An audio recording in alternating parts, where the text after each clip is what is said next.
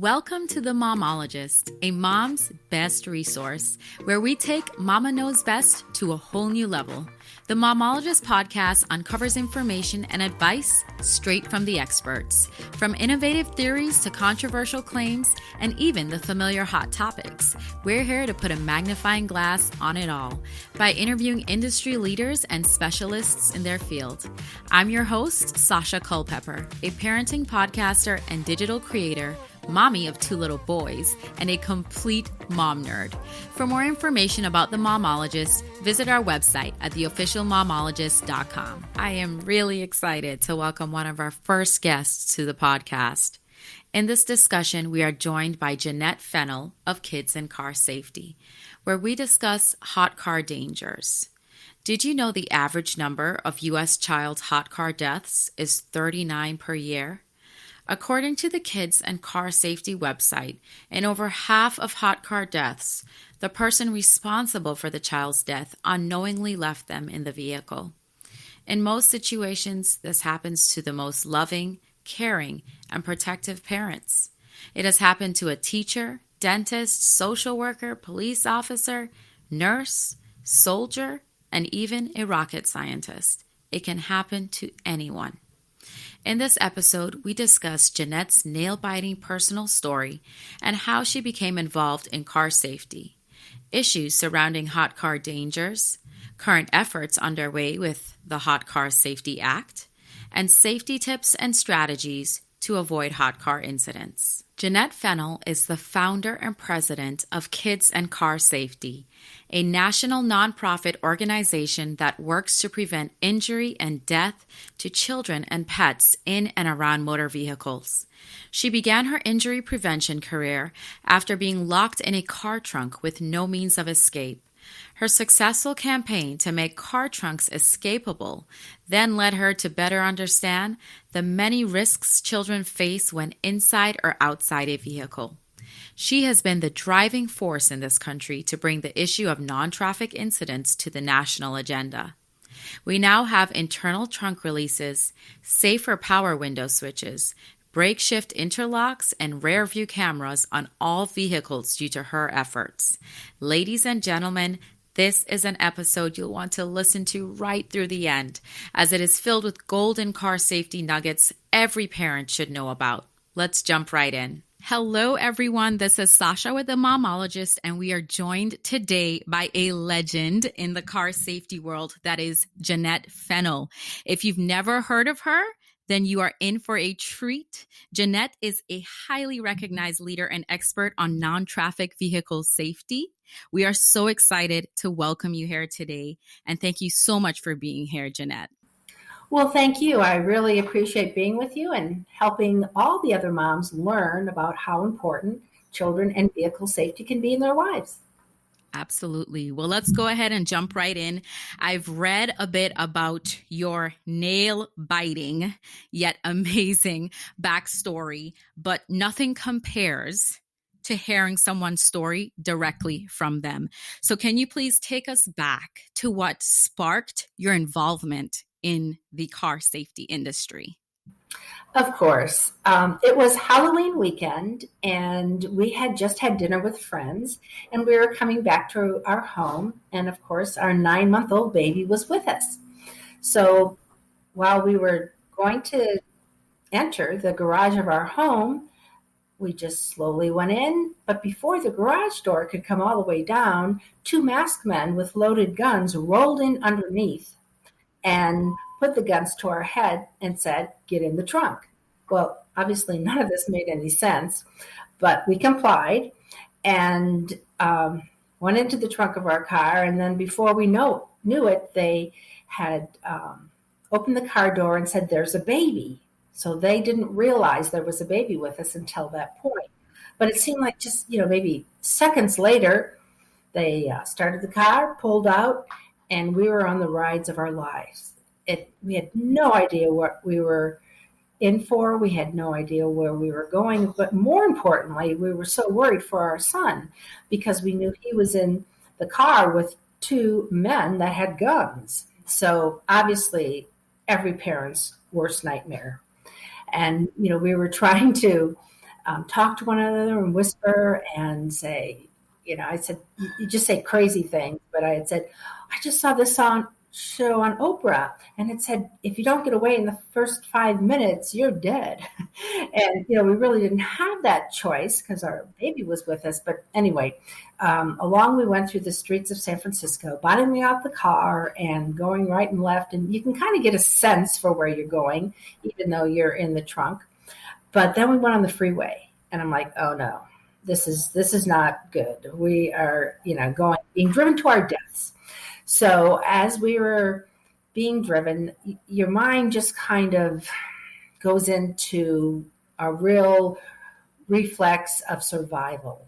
And, just for whatever reason, I started pulling at all the lining in the trunk, all that carpeting, and I was pulling it out just to try to see if I could get to something or maybe send a signal to the outside world that, hey, there's trouble in this trunk. So I was pulling on the wires and thinking, maybe somebody would notice and call the police or, somehow realize something was wrong with this car. But that didn't happen, unfortunately. So we were driving on the freeway, and then we got off on an exit. And then you could tell we turned right, and we were again on surface streets. You can tell that. But then we went off-road, and it was like bump, bump, bump, bump. And I said to my husband, I mean, this is it. I'm going to get raped. They're going to cut us up. We're dead. And I don't know how he had that state of mind to even be so sweet. But he said, well, I don't know what's going to happen, but know that I love you. So finally the car stopped, and I could hear another car running, but that was it. And then we heard him say, get it set right. Make sure you get it set right. Had no idea what that meant, but you know how your mind plays games on you. He said, well, maybe they have the baby and they're going to put a gun to his head and say, if you don't do this or that, we're going to blow this kid away. You just don't know. So finally they came to the trunk and started talking to us through the trunk and said, give us all your money, give us your jewelry, give us everything. So finally they opened the trunk. And I was tilted. I mean, I was on my side, but it was pretty tight in there with two people. But I popped my head up because I wanted to get a sense for where we were, and my back was hurting. But that's when I got hit in the back of the head with a gun and shoved back down in that trunk and said, don't you be looking around. So obviously I didn't do that again. But we gave them, the money, we gave them the jewelry, we gave them everything they wanted. And then they said, what's the PIN number for your bank card? And we told them, and then they asked for it again and again. I go, wow, why do they keep asking for this? And then the last thing they said before they closed the trunk lid again was, if this isn't the right PIN number, we're going to come back and kill you.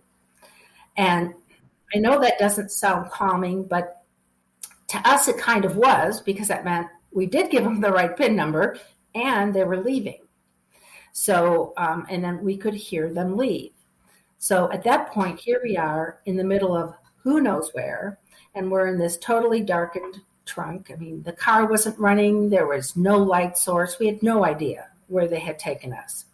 But that's when I got a little bit of divine intervention, and it truly has to be divine, because there's no way scientifically or mechanically this could happen. But that area where I pulled all the wires out from the trunk, there was a light. And again, there's no way there could be a light on. But I saw this little light, and it was on a piece of metal. And I took my husband's hands, and I put him in that area. And, he's mechanical, and he knows how to figure things out. So he pulled that cable that attaches in your car, when you remotely open your trunk. Well, he found that cable back there. He pulled it, and the trunk went bink. It opened up just like you would open it from inside your car. Yeah, I mean, what a miracle. So I pole vaulted out of that trunk and went to the back seat, and there is no car seat. There is no baby. There is nothing left in that car. Oh, my word. And, we thought we had been through the worst of it, but, this took it to a whole nother level. Mhm. And again, your mind plays tricks on you. And I'm thinking, oh my gosh, they have kidnapped him. They're going to sell him for $30,000. I mean, why did I come up with $30,000? I don't know. I mean, really, the kid was worth $1 million. He had beautiful blue eyes and perfect Oh. mouth, really round, rosy cheeks. But anyway, so my husband, when he got out, he was a little bit more cautious, and he was looking around. And I'm just like, let's go. We got to get out of here. We got to find the baby. It became this mantra. We got to find the baby. We got to find the baby. So, fortunately, because they had taken everything that was in our car, and at that time there were cell phones, but not really the smaller ones, kind of the ones you more left in your car. And they took that. They took everything, but they didn't take the owner's manual, which we had one of these little credit card type keys in there. So we were able to start the vehicle. Oh, wow. Yeah, which was very fortunate. And then, we didn't know where we were. So we just knew we were in this middle of a forest, and we could see lights of the city to one side. So we started our car. I grabbed a little piece of paper and started writing down the streets because clearly we were lost. And we again, followed the lights to the city and went down the street. And to make a long story short, finally we found a phone booth. So my husband kept saying, we're going to call 911. I kept saying, no, let's go home. We're going to get in more trouble. So he gets out of the car. He's in the phone booth. I'm sitting there. And I mean, it had to be 30 seconds later. This car pulls up and these 4 guys jump out, and, they have on ponchos and they're grubby, and they don't hurt my husband. And they come by the car and they flash a badge. And I'm like, no way. I'm not getting out of this car. I don't know who you guys are, but to make a long story short, obviously they were undercover police officers. Wow. And that's how bad the area is where they had taken And us. this whole time you're wondering where your baby could be. Oh, I mean, that is the only thing we're Right. thinking. And that's why I kept saying, let's go home. And that's why my husband kept saying, no, call 911. So he was on with a operator. And what they had done is they sent officers to us. So, in a little bit, uniformed officers showed up at the phone booth, but they also had sent an officer to our home. So he was going to check and, find out what was going on there. So, we waited for a while, but finally did get the message that the officer had found our baby and that he was outside of our house all alone, but he was in his car seat. And, I always say the side story here is a car seat can save a baby's life, even if it's not in the car. Because if they had taken him out and, just put him out there in the car seat, he would have been dead. He would have crawled into the street. In San Francisco, we don't have front yards. We just basically have that sidewalk. And so obviously the best news we could ever have gotten is that they had somehow taken him out, thrown him out in front of our house right before they took off with us in the trunk of the car. Wow. I'm literally on the edge of my seat, leaning into the microphone. What an amazing story. And just as I thought, that is nothing like reading it in an article. So thank you so much for sharing that. And first, I'm so sorry that it did happen. I cannot imagine how many thoughts were racing through your mind during that time and how worried you and your husband were with being trapped in the trunk and not knowing where your baby was. But wow, you guys are clearly very resourceful. And so this experience, this is what lit the fire. Would you say that? This is what lit the fire behind you getting into car safety?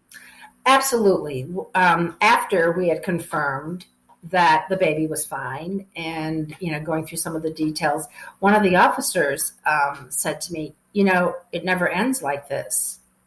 And I'm naive enough. And I said, oh, what do you mean? And she goes, well, you don't have to be very creative. When you look through the number of steps that you went through tonight, people don't walk away from this relatively unharmed. Yes. And that became the impetus. It was like this tape in my mind. And it kept saying, how does it end? How does it end? How does it end? And, you kind of go through all those stages of grief and shock. And, when you get to anger, you're like, what? How come somebody can put you in the trunk of your own car? Yes. And you can't get out? I thought about the days when, we would put refrigerators out on the sidewalk and kids would get in and they would be killed. And then a law came out that said, no. If you're going to put that refrigerator out on the front, on front of your house, it has to have the door taken off. Oh, and by the way, from now on, we can no longer manufacture refrigerators that have that latch on the outside so people can't get out. So, you don't hear about that anymore because through the regulatory process, it was fixed. It was a serious hazard the way it used to be. And we don't hear about it anymore because it's been fixed. So I'm like, well, I think we should do the same thing here. You shouldn't be able to put people in the trunk of their car where they can't get out. So that's really where it started. And that's where I began doing research and data to really understand this whole issue. And that is what led to your first accomplishment under the nonprofit. Absolutely. At that time, our organization was called Trunk, TRUNC, and it stood for Trunk Releases Urgently Needed Coalition. And nobody, I didn't realize this at the time, but nobody had really studied the whole issue of trunk entrapment. People had asked the government to do something about it in the past, but they said, hey, it's not a problem. And what they were really saying is, hey, no data, no problem. So that's when I decided I was going to find the data. And, this is kind of funny because I started the nonprofit in 1996, and that's actually even like pre-Google. So there were different types of search engines, and I was very naive. I would put trunk and locked in and get 10,000 matches. Wow. But I'd read them all, and I'd find this and this, but then I'd come across a case and I would, capture that and document it. So that's how it got started. And then, without too much effort, except for long hours, I was able to find many, many cases where people were locked in to trunks of vehicles and did not have a happy result like we did. Mm-hmm. Wow. Amazing. And so you started off with trunk, and then what led you to kind of just going into the entire space of car safety? Was it just, well, if I'm going to worry about people getting trapped in trunks, I might as well, incorporate the rest of the car? Well, that's a great way to put it. I'll have to remember to characterize it that way. But what did happen is, after doing all this research, what I learned is our government hadn't done anything about trunk entrapment or anything about what happens off our public roads or highways. And it's this interesting distinction because we know every year about 38,000 to 40,000 people die on our roads and highways. And we hear that number year after year, and it's so unnecessary and predictable and preventable. But that's a lot of people. And, it is the number one killer of our children is motor vehicle crashes. So what they weren't gathering is data that happen off our public roads or highways. And, like when you think of trunk entrapment, we started in a garage and we ended up in the middle of a park, and those type of things. So that was the missing element. And then when I researched, I found all this data. We were actually able to get a federal regulation passed such that now all vehicles, it doesn't matter where on earth it's made, but if it's sold or leased in the United States, it comes with this little glow-in-the-dark trunk release.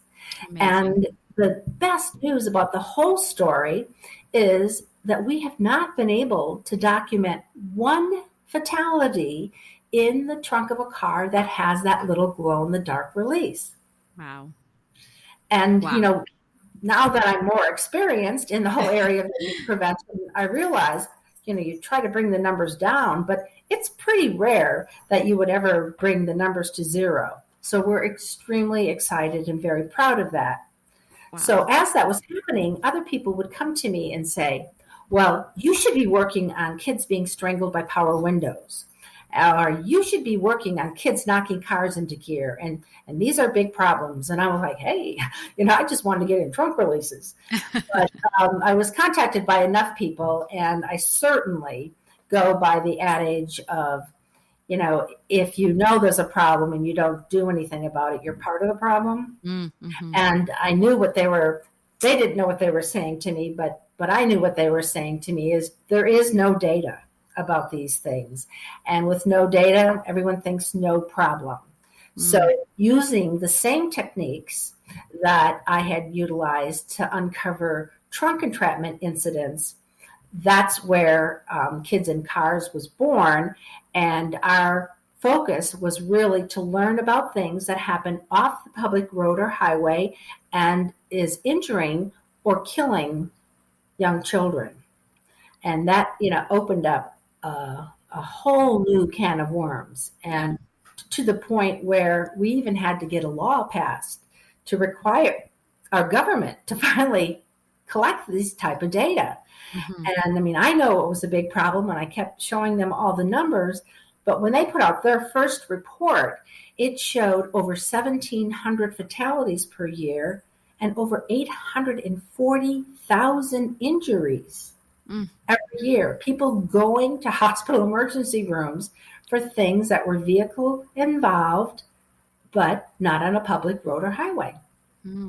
So it really kind of opened up this whole new area that no one had ever looked into before. And that's what led us to hot car deaths. That's what led us to backovers and frontovers and power window strangulations, the knocking cars into gear, carbon monoxide poisoning, all these things that people didn't really even consider as a danger. But now we know they are, and we've taken some good action to try to prevent some of those things. That is certainly an understatement. You were certainly the right woman for the job. Let's delve into hot car dangers. What exactly is hot car danger? Well, what happens is so many people don't appreciate that our cars are sort of like a greenhouse. There's a lot of glass, and they're all closed up. So, I think we know intuitively when it's a hot day and we come back in our car, we're like, whew, it's so hot, I can't even breathe, right? But I don't know if we understand how quickly the heat rises and how it can affect a child. So just, I don't know if the numbers matter as much, but people should understand in the first 10 minutes of your car being locked up, it can raise in temperature as much as 20 degrees. So if you're in an 80-degree day, you're quickly at 100, okay? And then it just keeps going up and up from there. And what happens is, again, the sun is coming in from outside, and it's shining on your dashboard, on your seats, and all of those things absorb that heat, but there's nowhere for it to go. And people say, well, I cracked my windows. That should make a difference.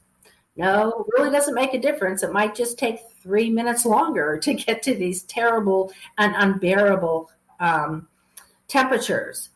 And the other thing, now match that with the fact that a child, their body does not know how to regulate heat. And it does not know how to dissipate it like we would. We sweat. But young children, that system is very immature. And they heat up 3 to 5 times faster than we do as adults. So here we are, hot cars, young children really heat up quickly, and it can be fatal, and it has been fatal. Since 1990, over 1,000 children have died in hot cars. That is just so unacceptable. And there's a couple of ways that happens. Number one is, someone's maybe out of their routine, and they're going to drop the baby off at daycare, but maybe that's not their usual job. And, they get in the car and they kind of go on autopilot, and instead of stopping at daycare, they go to work. Totally think that they've made the drop off or didn't realize it was their day. And literally after work, go to daycare to pick up that child. And they're like, well, what are you doing here? And he goes, well, I'm here to pick up my child. They go, well, the baby was never dropped off today. And they're like, no, I know I did. Or, everything flashes before them on what happened that day. And, we don't even want to think about what they see when they arrive back at that car. But that's how strong that memory is in us. Is we have, like two types of memory. Our prospective means, okay, this is what we're going to do in the future. But then we have this habit or this autopilot. I mean, I think most people can relate to going to work and saying, how did I get here? Because it's something we do by habit all the time. And if that takes over, forget it. It's always going to win over the prospective memory. So we need to be aware of that and protect ourselves against that. Mm-hmm. Absolutely. What are some other ways do you feel that this escapes, the minds of parents and caregivers? So I know a change in routine you mentioned is one of them. I know we have, a lack of sleep. Lack of sleep is an issue in this country, across the board, really. Have there been any studies on that end as far as sleep, the association of just being exhausted, maybe that leading to one of the reasons that a parent could just forget, that it could just slip their mind? Yeah. Well, it certainly is an issue. And if you look at our database, almost 90% of the incidents that happen are to children 3 years old and younger. Parents need to understand that this is happening to very young children. So think about them. They're in the back seat, and at a very young age, they're obviously rear facing. They fall asleep. They become very quiet, little unobtrusive passengers. But a parent is totally sleep deprived during those ages. I mean, if anybody gets a good night rest in the first 2 years, they think of it as a real blessing. Mm-hmm. So you're working against all odds. Sleep deprivation, stress, change in routine, cumulative fatigue, all of those things are actually working against you. And that's why that aspect is happening so frequently.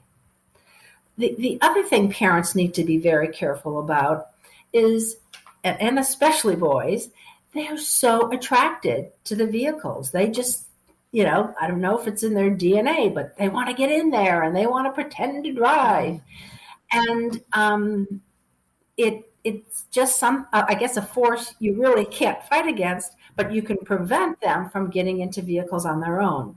Because over 26% of the children who die in hot cars do get into the vehicle on their own. Wow. And quite frankly, what we need parents to understand is that when you come home, lock your car, even if it's in the driveway, even if it's in the garage. And if your kids are outside playing, if you can even get neighbors or visitors to do the same thing, because they figure out how to get in there. I mean, they watch us push that little button. It makes a noise, and boy, that's just sort of like the Jack in the Box. Hey, this is fun. Look at I push it, and it makes a noise, and I can get in. But unfortunately, they usually can't get out. And so a full 26% of children die that way, and we want parents not only to know to lock your vehicles, but keep those keys and fobs out of reach of children, and put the locks up high enough. Frequently, like let's say everybody goes down for a nap, including the parents, because they're so sleep deprived. Well, the child might get up, and who knows, for the first time ever, they've been able to figure out how to open that door, and they get out and they head to the car. We've even had children go out of the doggy door and escape the house that way. So as we know, if there's a will, there's a way. So be, extra careful, keep everything locked, make sure if someone does go missing, after you've checked all bodies of water, to immediately check all vehicles in the area and the trunks. And I don't mean just peek in and say, oh, we don't see anywhere. I mean, look at wheel wells, check the trunk, because so many times children who have been found that way, and if they, would have found earlier, they could have survived. Wow. Those are all wonderful points. And right now, your current efforts, are surrounding a Hot Cars Act. I did see that recently in Florida. I saw on I believe it was your Facebook page, actually. In Florida, a law was recently passed where they require all daycare vehicles to have reminder alerts. But that is just Florida, and that is just daycare vehicles. Can you tell me more about the Hot Cars Act? Absolutely. The Hot Cars Act is a federal bill. And what it would accomplish is it would add to all our vehicles a system to detect the presence of a child and alert the driver or anyone else in the area. So let's say, you did forget to drop your child at daycare. You arrive at work, you close the door, and it would sense if there's any motion in the vehicle. And it can pick up the motion of like a 6-month-old baby breathing. Wow. I mean, it really can figure this out. And then it can do all sorts of things. And these are things that automakers can choose. But it can make the horn beep really loud. It can make the headlights and backlights flash. It can even push a message to your cell phone to say, hey, there's someone in the car, I need to be rescued. And if all that fails, it can even call 911. And based on GPS, it can tell 911 where that person is. And it can detect the difference. Yeah, it can detect the difference between a child and a pet and an adult. So this is something that we should have had many years ago. As soon as we put our kids in the back seat and they became out of sight, that's when this should have been added. But after 1,000 deaths, that's enough. The bill is here. It's already passed the full House. Okay. So where we really need some help is to get it passed in the full Senate. So we want everybody to contact their members of Congress and say, this is just, simple, common sense type of change that needs to happen. Our babies don't need to die in hot cars. And, if it's the parents' worst mistake that they've ever made in their life, because people might be surprised to understand this happens to the best of parents. In 90% of the cases, these are loving, might I say, doting parents. 10% might have some trouble with alcohol and drugs, or, maybe a prior interaction with Child Protective Services. But the lion's share are the best people. And, just making one mistake shouldn't cost them the life of their child. Absolutely. Absolutely. And you've given us some great pointers on how we can avoid these hot car dangers. And I did want to ask one question about the Hot Cars Act, actually. Is this the first time that you guys have introduced the Hot Cars Act? Or is it a reintroduction? No. This is not the first time. We reintroduced it in May of 2021. But it was in the prior session, made it through the House. But if we can remember the last couple of years, nothing with regards to car safety was moving forward. So that's why we're so hopeful it will go this year. But the other thing I did want to make sure I shared with everybody is there are just some, very simple things you can do to make sure that this doesn't happen to you. And number one is a program we called Look Before You Lock. And it doesn't cost a penny, but when you arrive at your location, if you can just get in the habit of always, when you get out of your car, open the back door. It takes 3 seconds, maybe less, just to make sure nothing's been left behind there. I mean, sometimes you might find a school lunch, who knows? But if you can just get into that habit, look before you lock. And a way to help you get into that habit is put something there that you'll need as you start your day. I mean, a great idea to keep you safe is put your cell phone back there, or put your employee badge or your handbag or your lunch or your gym bag, something that you know that you won't get very far into your day without needing. So we do that. And another thing you can do is always keep, let's say, a stuffed animal in your child's car seat. Mm-hmm. So in your mind, there's always something in that car seat.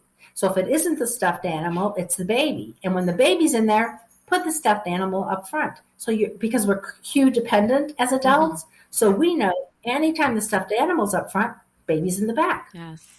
And then another one that maybe people don't think about, but it really breaks our heart because it could have saved hundreds and hundreds of lives, is to have a really good communication with your daycare provider and say, if my baby doesn't show up by X time, here is every number possible to get a hold of me so we can ensure the safety of the baby.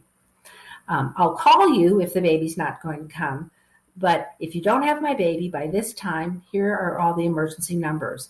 Because that one phone call in so many of these cases would have saved that baby's life. They would know that they didn't make the drop off. So work with your childcare provider to make sure you have that type of plan in place. And that phone call could save a life. Amazing. Can you tell us some more about kids and car safety? What are some current endeavors you have? I know the Hot Cars Act is a huge one. Can you tell us a little bit more about what you are currently working on? Well, a couple of things that we've done that we want to make sure parents know about is, one, we have made the power window switches in our vehicles safer. They used to be that kind of rocker or a little toggle switch, mm-hmm. and a child could, put their knee on the armrest and their knee would catch it. And the window goes up so fast with so much force, they would be strangled and they couldn't call for help. So now the new switchers are safer. We call them pull up, push down. So you put your finger underneath to make it to make it open and push it down. Mm-hmm. The other way, you pull it up to go up and push down to go down. And you can't just lean on it. So that is really a nice safety feature that we've added. The other thing is, as we probably know, is you can't put your car into gear now unless you have your foot on the brake. And why is that? It's because kids are knocking cars into gear and, killing themselves or someone else. So your foot has to be put on that. So that's because of you guys. That is wonderful. I know. But, well, you can swear. It's like, why isn't my car starting? Why isn't my car starting? And then you're like, oh, yeah, I got to put my foot on the brake. Yes. So, yeah, you can yell all you want it. Yeah, I love it. And one of the biggest accomplishments that we've made, and it's the most recent, is as of 2018, all new vehicles, again, doesn't matter where on earth they're made, but if you buy or lease it here in the United States, it will come with a rear view camera as standard equipment. Amazing. And, I've been saying this for 10 years, but I'm so happy when I hear people say it to me now. They go, I don't know how I ever drove without this rear view camera. Yeah. Because we really are driving blind. And again, I was a bit new to this whole auto safety thing. And now it's only been 25 years. Wow. But I was amazed when I found out there wasn't any regulation whatsoever that says what you should be able to see when you back up. And it did take us 15 years to make sure all vehicles now come with rear view cameras, but they do. So like I said, anything 2018 or newer will have that. It's standard equipment. You don't have to pay extra. And we're already seeing those numbers go down. And there's one other thing that we got passed. And in fact, I just was on a call earlier with the National Highway Traffic Safety Administration. And they're the guys that keep us safe on our roads and highways. And the law that we got passed would require that there would be seatbelt reminders in the back seat. Mm. And, we probably wondered, I as a driver have to put on my seatbelt and my passenger has to put on their seatbelt. Well, why not the kids in the back seat? Right. And especially because that's where we put our kids and we want them to be the safest. And now you add to that ride sharing and, all the other things that many more people are in the back seat, that it would be a requirement to have rear seatbelt reminders so that everybody is buckled up on every ride. And that will save countless lives.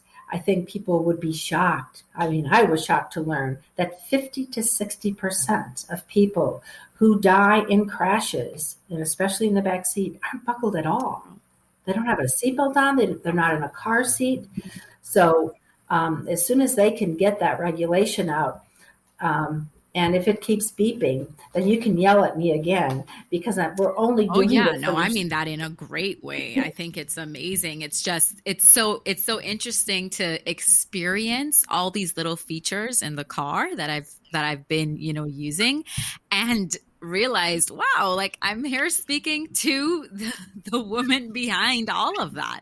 That is amazing. Well, I'm certainly not behind all of it, but I'm very blessed because I'm working with those like Joan Claybrook. She's the person that we can thank for the airbags, and Advocates for Highway and Auto Safety, and the Consumer Center for Auto Safety, and Consumer Federation of America, working with all these groups that have very, very deep knowledge. We're working very hard now to get the automatic emergency braking. So many years we've been careful about making sure if there's a crash that we can all be protected. And that seatbelt is your number one protection. And the seatbelt in combination with the airbag, I mean, look what happened to Tiger Woods. Had those things not been in his car, I don't know if he would have been with us today. Mm-hmm. So, the next thing we're working on is what we call frontovers. And that's the opposite of a backover. And everybody thinks when you get in your car, you can see everything in front of your vehicle. Mm-hmm. But lo and behold, you cannot. And especially if you're driving an SUV or a truck. And we've done some great demonstrations that show it's a pretty long space in front of your vehicle, like 8 to 12 feet, mm-hmm. where you might not be able to see your child. Mm-hmm. And the worst thing, of course, on any of these is you're the person, responsible for harming your child in any way. Mm-hmm. But some of the things that can help that is what we call pedestrian automatic emergency braking. And it can sense, if something is in front of the vehicle and apply the brake. Mm-hmm. I know some of the vehicles now have that. More of them are just the automatic emergency braking that if you get too close to a car, it's starting to stop. Mm. So we're working on preventing the crash in the first place, because we've done the things to keep you safe, pretty much as safe as possible inside. Now we want to prevent the crash if we can. Right, absolutely. And the front overs, the details on that it's amazing. I did read about that, and you said 8 to 12 feet. Is that what you mentioned, that you would not be able to see? That is a long way. And I don't think a lot of people realize that. And I know that is a whole rabbit hole we can definitely go down. Would love to have you back on the show to just delve deeper into that. But thank you for sharing everything that you're doing, particularly that information on the front overs. How can we stay updated? And more importantly, how can we help? I know you touched on that with the Hot Cars Act. Can you recap again how we can help in making a difference? Well, I would invite all your listeners to go to our website, and that's kids, KIDS, AND, cars, CARS, safety, SAFETY.org. So it's kidsandcarssafety.org. And on there, you're going to find more resources than any place else on all of the things that we talked to today, from hot car desks, backovers, frontovers, carbon monoxide, power windows, trunk entrapment, keyless ignitions. That's another one we are bringing to light, because some people forget to turn off their cars because they're so quiet, and they continue to run in the garage, and then that carbon monoxide can seep into your home. So go to our website, kidsandcarssafety.org, And you'll find videos, you'll find fact sheets, you'll find education materials, you'll just find all sorts of information that you can learn about, and then you'll keep your children safe. And it's even better if you learn about it and then make sure that your family members and your babysitters and childcare providers and relatives and anybody within your sphere of influence is educated about this as well. There's some great videos that show like a test where one of the media have gone and said, okay, we're going to put some kids in front of your car. Now tell me when you can see the first one. And the mom is innocent and figuring, well, I can see my kids.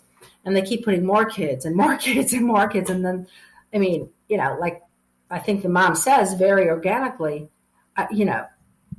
you've stopped my heart. I can't believe this. Wow.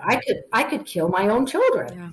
So, those are just things that we want to make sure people understand, because they can happen in an instant. And that's what's so tragic about all of these cases. It's your baby is happy and giggling, and dad says, I'm going to run out and get a gallon of milk. Bye-bye. And the little one hears bye-bye and figures out how to get outside, gets behind the car. Dad thinks the baby's inside. Baby sees dad. They don't know they've put themselves in danger, and dad can't see the baby, backs up the car. And that's how quickly these things happen. Mm-hmm. So please, if you could, go to our website, take a look at some very simple things you can do, because then you're going to be safer and you can teach others to do the same. The most important thing people need to understand so their child does not die in a hot car is to understand that it can happen to anyone. The biggest mistake you'll make is thinking that it can't happen to you or your family. Janette, thank you so much for joining us on the podcast. And we appreciate all your time, all your tips, all your advice. Thank you for sharing your story with us. And until the next time, would love to have you back. But thank you once again. Thank you so much for helping us spread our word, and let's keep our babies safe. We love them all so much. To learn more about Janette and kids and car safety, please visit our show notes below for more details.